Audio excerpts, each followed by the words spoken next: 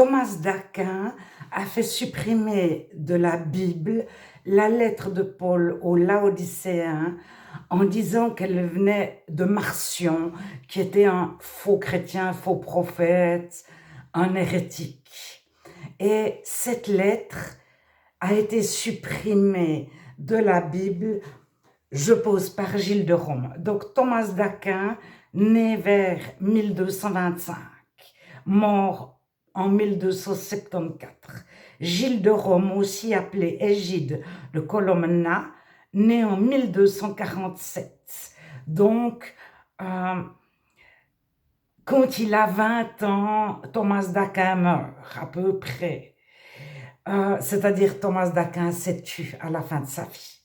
Donc, c'est les années 1250 environ, 1270, Égide de Colomna, Gilles de Rome, a transformé le nom de Nympha et de Junia dans... C'était deux femmes, elles sont devenues des hommes. Et c'était vraiment l'école de Thomas d'Aquin, le mouvement d'aquiniste. Gilles de Rome en faisait partie. Est-ce qu'il a été élève direct de Thomas d'Aquin? Je ne sais pas si il était dans sa classe d'école, mais il était dans le même mouvement. Et Gilles de Rome, on est certain, aujourd'hui la critique textuelle a démontré qu'il avait transformé le nom de Nympha, une femme, en un nom d'homme. Alors, Nympha, on nous en parle en Colossiens 4, verset 15. « Saluez les frères qui sont à Laodicée, et Nympha, et l'église qui est de sa maison. » Alors, une église de la maison, c'est soit les chrétiens persécutés, soit les chrétiens en fuite. Car persécutés, soit les chrétiens en visite, ceux qui voyagent, ceux qui évangélisent. De tous les cas, ils mangent ensemble. Le culte n'existe pas, la messe n'existe pas. Ils sont rassemblés dans la maison de Nympha à Laodicée. Elle accueille beaucoup de chrétiens. Donc, un, elle a une maison. Deux, elle est riche. Deux, c'est une femme. Deux, elle accueille peut-être des chrétiens persécutés. Paul lui écrit, lorsque cette lettre, donc la lettre aux Colossiens, aura été lue chez vous, faites en sorte qu'elle soit aussi lue dans l'église des Laodicéens et que vous lisiez à votre tour celle qui vous arrivera de Laodicée. Alors, certains disent que Paul a écrit depuis Laodicée.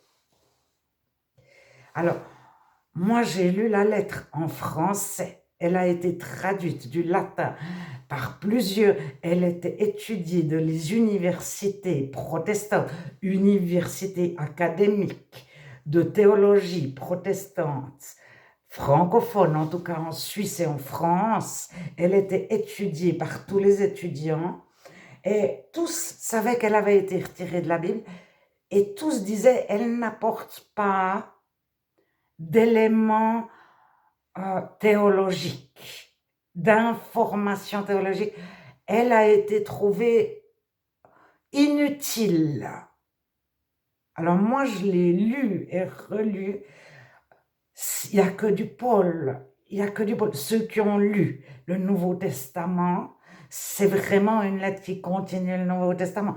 Il n'y a pas d'hérésie, de trucs farfelus. Alors, aux Thessaloniciens, de la deuxième lettre de Paul aux Thessaloniciens, chapitre 1, verset 1. Paul et Sylvain et Timothée à l'église des Thessaloniciens. Chapitre 2, verset 1, 2. Nous vous prions, donc Paul, Sylvain et Timothée, frères à Delphos, donc ses frères et sœurs, de ne pas vous laisser facilement ébranler dans votre bon sens, soit par quelques paroles ou par quelques lettres qu'on dirait venir de nous. Ne vous laissez pas ébranler par quelques lettres qu'on dirait venir de nous, Paul, Sylvain, Timothée.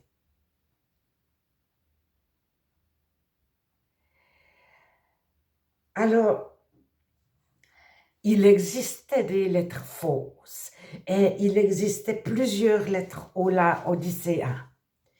Mais celle dont je vous parle a fait partie de plus de 100 manuscrits. Elle a été retrouvée dans 100 Bibles, plus de 100 Bibles écrites à la main en langue latine, latin ou dérivé du latin, basée sur la Vulgate de Jérôme.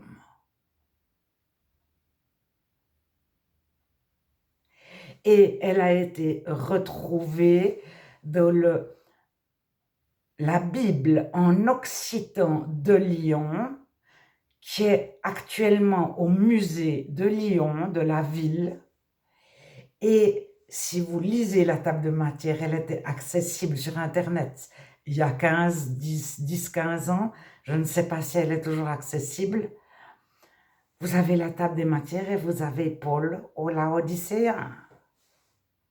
Donc les premiers chrétiens jusqu'à Thomas d'Aquin et Gilles de Rome ont toujours considéré cette lettre comme juste. Alors, lorsqu'ils retirent une lettre de la Bible, ils se débrouillent qu'elle n'apparaisse pas dans les listes des livres de la Bible précédente. Toutes ces listes connues se déchirent, disparaissent, sont transformées, etc. Il manque la fin. Pourquoi? Alors, on sait qu'il y a eu vraiment une volonté en 1200. Thomas d'Aquin, les chrétiens disent, il s'est converti à la fin de sa vie. Et soit il a arrêté d'écrire et de parler, soit il a écrit des choses tellement différentes que ses écrits en tant que chrétien ont été non propagés. Mais tout ce qu'il a écrit en tant que non-chrétien, c'est contre les femmes. Mais vous lisez son Opera Omnia. Opéra, ça veut dire mes œuvres, mon travail. Oh, mais c'est la suite de Platon. Il n'y a pas de Bible, il n'y a pas Jésus. Jésus n'est pas le centre de son œuvre.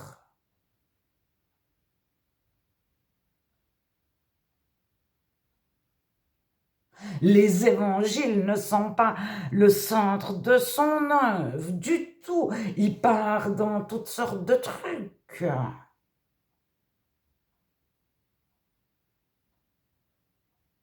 Alors, aujourd'hui, moi, je viens de poser la question catholique, pourquoi maintenant que vous êtes plus misogyne, vous ne voulez plus être considéré comme misogyne?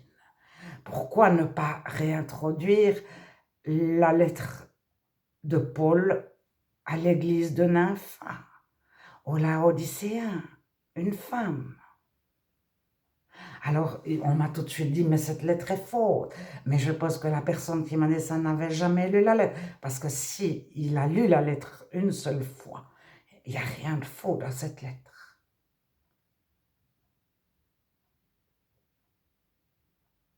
Alors, n'importe qui connaît un tout petit peu la Bible, les autres écrits de Paul, quand il lit cette lettre, il ne pense pas que c'est un faux chrétien qui l'écrit. Mais où a passé la lettre que Paul a écrite au Laodicéen à la femme Nympha? Ou depuis, chez cette femme, depuis l'église de sa maison. Peut-être que Paul était en visite chez Nympha, où il a été accueilli chez Nympha quand il était persécuté. Il a bien été accueilli à la fin de l'épître aux Romains, au chapitre 16. Paul, je vais vite vous prendre Romains.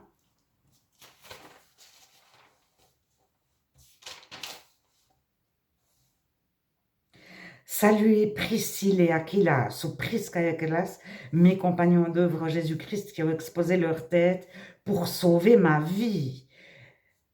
et encore toutes les églises des païens. Alors les églises des païens, ça veut dire les chrétiens anciennement païens. L'église, c'est les chrétiens. C'est pas un bâtiment. Ça n'existe pas, un bâtiment église.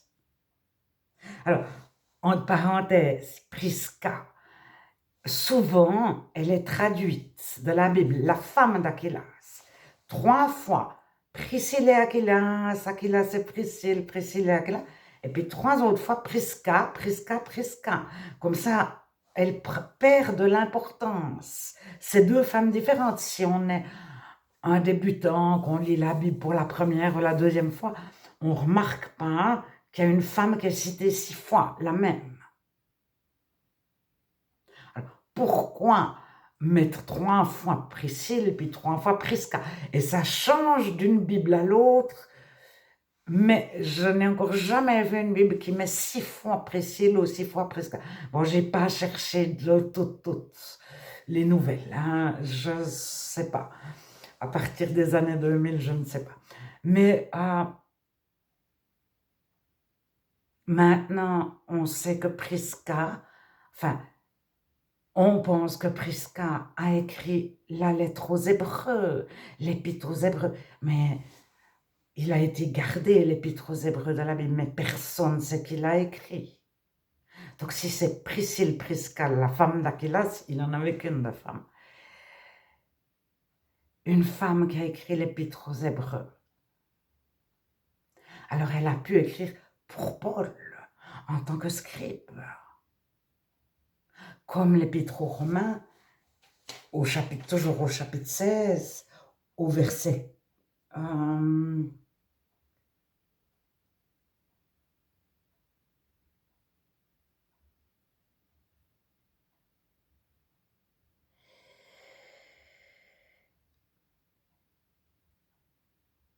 où est-ce qu'il était? Au verset 22. Je vous salue de le Seigneur, moi Tertius, qui ai écrit cette lettre. Gaius, mon nom, et celui de toute l'Église vous salue. Donc c'est Tertius qui écrit la lettre aux Romains. Mais elle commence par Paul aux Romains. Mais il est chez Gaius. C'est 2 noms tout à fait romains.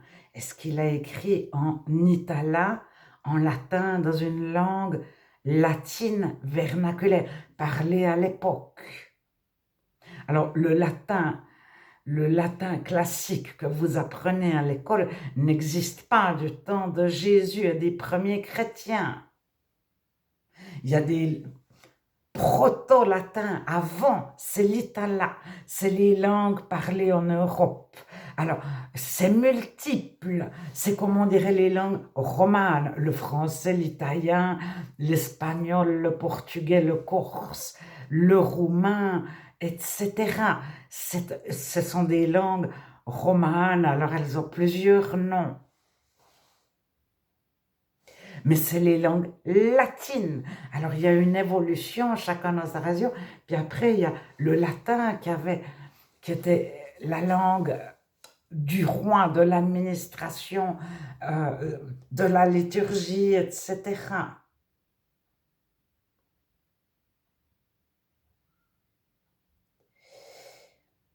Alors, ma question, c'est lorsqu'on ne se veut plus misogyne, qu'on le dit haut et fort, pourquoi ne pas réhabiliter Nympha et Junia et écrire frères et sœurs, et à la place d'hommes, écrire humains, ou les personnes, ou les gens. Alors aujourd'hui, on dirait plutôt les personnes ou les humains que les gens. Mais vous cherchez de l'abbé Martin, plusieurs fois quand c'est humain, il parle des gens.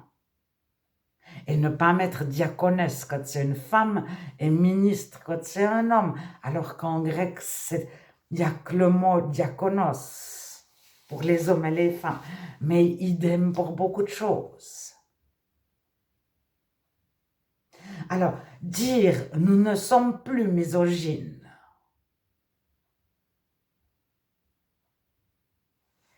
Alors, montrez-le, montrez-le.